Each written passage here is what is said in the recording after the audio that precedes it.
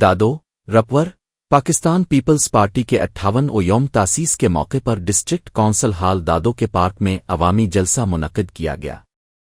جلسے میں Peoples party ضلع دادو کے صدر اور ایم پی اے برسٹر پیر مجیب الحق، ایم پی اے جوہی سید صالح شاہ جیلانی، ایم پی اے کے انشا زبیر احمد جونیجو، لیڈی ونگ کی صدر مسرت رفیق ماسوے، ایم این اے عرفان ظفر لغاری، سابق ایم این اے عرفان ظفر لغاری، ضلع کونسل کے چیئرمین محمد شاہ، سابق ضلع کونسل چیئرمین اشرف سولنگی، امداد حسین داچھے، کامریڈ نذیر قمبرہ، روشن چاندیو، شمیر چیوا اور دیگر پیپلز پارٹی کے تعلقاً رہنماؤں نے بڑی تعداد میں کارکنان اور خواتین کارکنان کے ساتھ شرکت کی۔